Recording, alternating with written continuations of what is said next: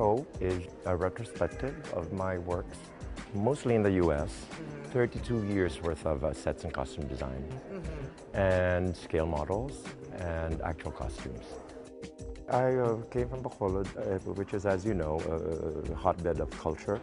As a kid, I was exposed very early on to the arts, specifically theater, which I loved, and Hollywood musicals.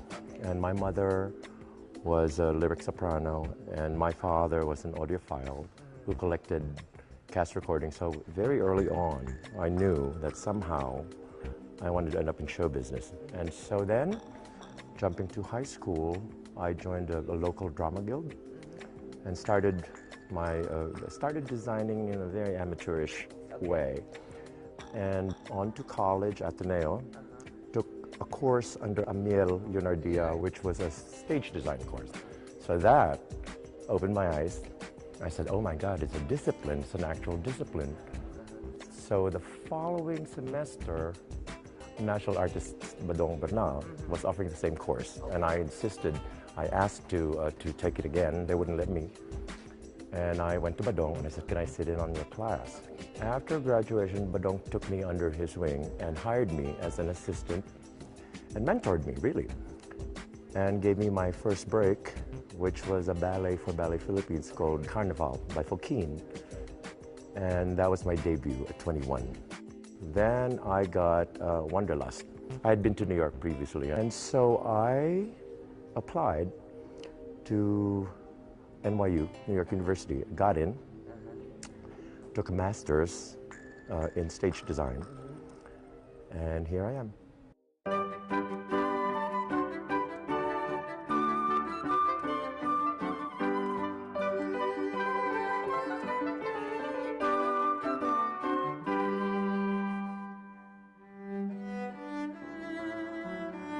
What we do as designers, which a lot of people don't seem to realize, is we are storytellers. So I always start with the text. I'm only as good as the script I'm reading or as the opera I'm designing. And I'm telling that story visually. And I'm hoping to create an environment for the show to happen. It starts with the text, and then you go into a research phase where you're looking at the context of when the material was written, the period, the time period. You also look for the tone of the piece. There are certain disciplines involved, like if you do 18th century, you follow the 18th century convention. Okay. If the tone is such that it's period setting, but the language sounds modern, then you try and capture that as well, in terms of using the period silhouette loosely and injecting modern touches to it. As with, I have a set of costumes for the Not Mikado, which is Gilbert and Sullivan, Japan, but done in wrap. So then I used Gaultier, I went to Thierry Mugler, Miyake. So that's the interplay. This is my drafting. Much like an architect makes plans for what he's designing, we do that as well.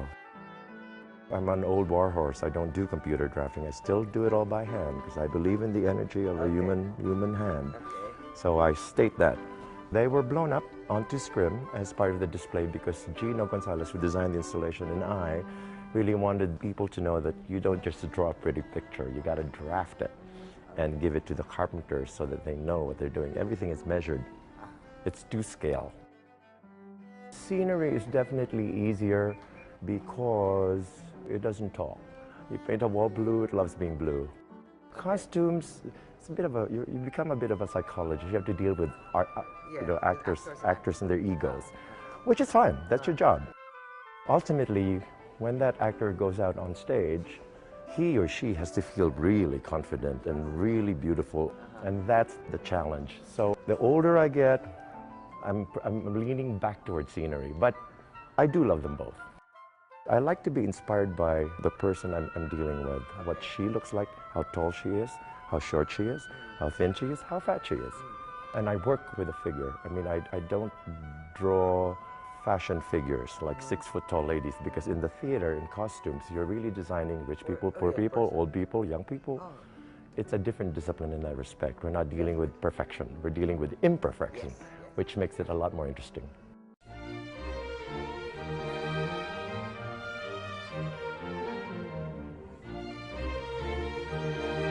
every show is a journey, a lovely, lovely journey. My favorite show will always be the next one. But that's my answer to that. But I have certain favorites for certain reasons. For instance, Elixir de More is a favorite in that I did this tilted frame that drove the audience crazy all night. And we added a flying Cupid so that when the story resulted at the end, Cupid flew to the top of the frame and straightened it. And then the audience went nuts.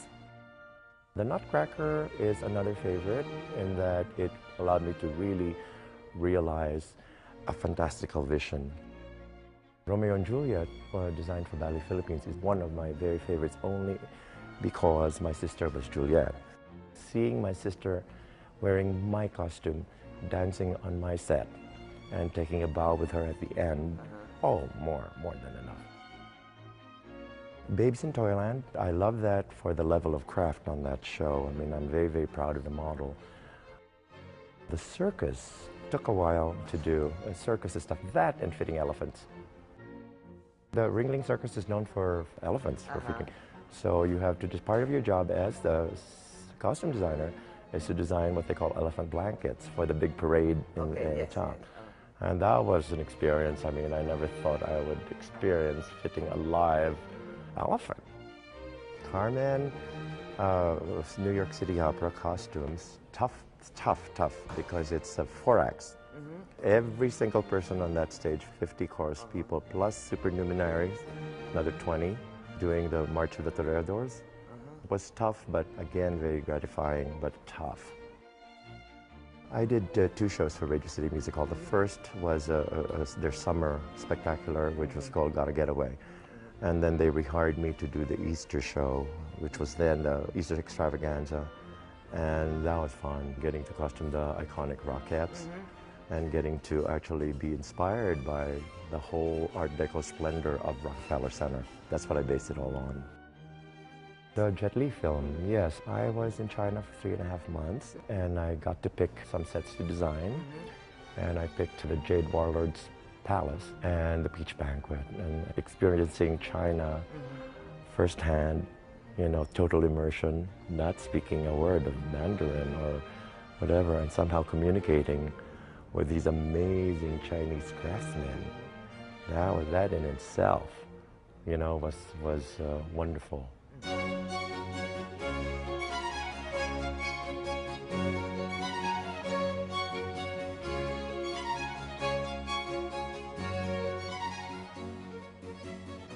That's what I like about my life as an artist, is that you get to fit elephants, go to China, go to Paris, you know what I mean? Yeah, and get paid. And get paid, and have a lot of fun in the process.